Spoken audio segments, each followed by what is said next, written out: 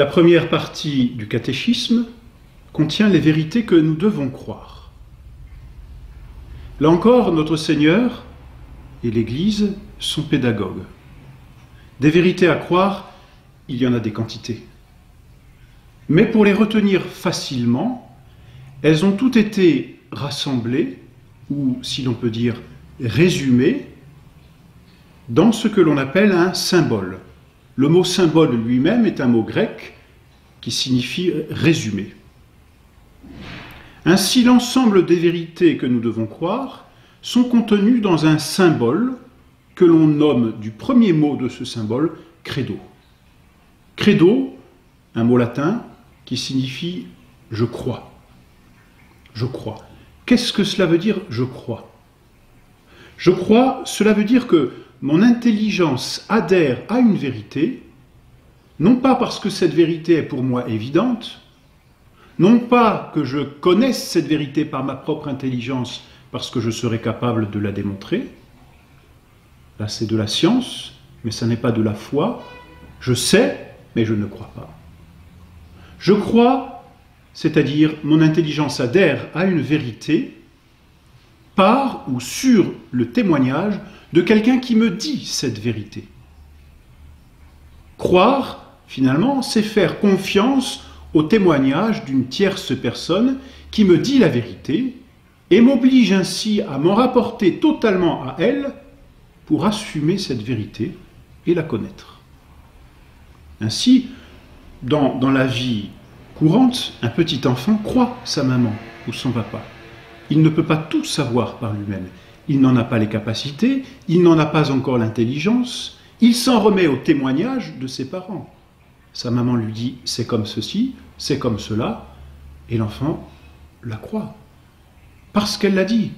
Mais aussi, pourquoi la croit-il? Parce qu'il sait que sa maman ne peut pas la tromper, elle l'aime. Donc elle lui dira la vérité, elle lui dira ce qui est bien et ce qui est vrai pour lui. L'enfant croit sa maman. Certes, en grandissant, son intelligence se développant, il pourra savoir par lui-même et ainsi évacuer le témoignage de sa maman, parce que son intelligence grandit. Dans la vérité catholique, pour le credo, ce témoignage nous vient de Dieu lui-même. Dieu s'est révélé. Dieu se dit. Dieu dit sa vie intime et il l'a dit aux hommes. Il l'a dite dans l'Ancien Testament par la voix des prophètes et des patriarches, et il l'a dite ensuite dans le Nouveau Testament par la voix de son Fils lui-même, notre Seigneur Jésus-Christ. Et c'est sur ce témoignage de ce que Dieu est la vérité suprême et donc ne peut ni se tromper ni nous tromper, auquel cas il ne serait plus Dieu. C'est donc sur ces témoignages que Dieu est vérité suprême que nous croyons tout ce que Dieu dit. Nous avons donc la foi.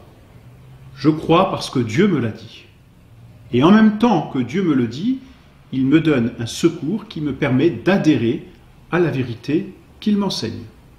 J'ai la foi. Voilà donc ce qu'est la foi. Voilà donc ce que veut dire croire.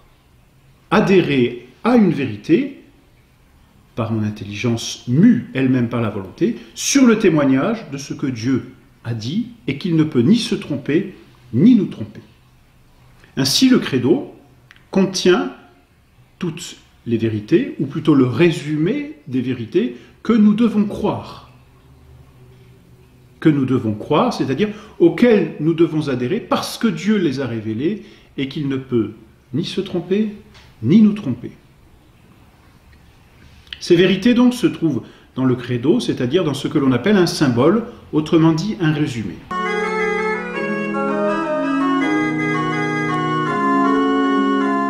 On compte, pour simplifier, 3 grands symboles. Le premier symbole, qu'on appelle le symbole des apôtres, c'est le « Je crois en Dieu » que nous récitons habituellement. Le deuxième symbole, c'est le symbole de Nicée-Constantinople, issu lui-même des 2 conciles qui ont donné leur nom à ce symbole, concile de Nicée et concile de Constantinople.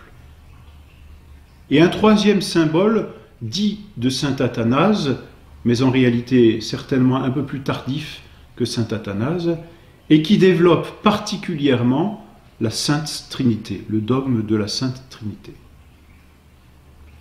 Pour ce cours, et du reste pour tout catéchisme, nous nous arrêterons simplement au premier credo, qui est le résumé à la fois le plus complet et le plus facile. C'est celui que l'on appelle le symbole des apôtres. Ce symbole des apôtres est divisé en 12 articles, ou 12 propositions, ou 12 points auxquels il nous faut adhérer. Les apôtres étaient ces 12 hommes choisis par notre Seigneur Jésus-Christ au cours de sa vie pour prêcher sa doctrine et continuer son œuvre à travers le temps. Les 12 apôtres nous ont donc transmis ce que notre Seigneur leur avait donné et l'ont transmis dans ce résumé que l'on appelle le symbole des apôtres.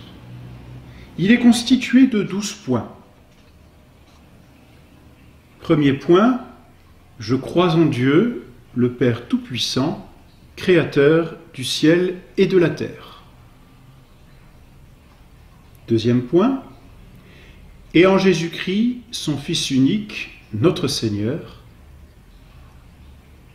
Troisième point, qui a été conçu du Saint-Esprit, est né de la Vierge Marie. Quatrième point, a souffert sous Ponce Pilate, a été crucifié, est mort, a été enseveli. Cinquième point, est descendu aux enfers, est ressuscité des morts le troisième jour. Sixième point, est monté aux cieux, est assis à la droite de Dieu, le Père Tout-Puissant. Septième point, d'où il viendra juger les vivants et les morts. Huitième point, je crois au Saint-Esprit. Neuvième point, à la Sainte Église catholique, à la communion des saints. Dixième point, à la rémission des péchés. Onzième point, à la résurrection de la chair. Douzième point, à la vie éternelle, ainsi soit-il. Le catholique, qui connaît ce credo, ou ce symbole des apôtres, connaît l'ensemble des vérités qu'il doit croire. Aussi, c'est ce credo que nous développerons point après point, en essayant d'exprimer, si l'on peut dire, toute la vérité, toutes les vérités contenues dans chacun de ces points.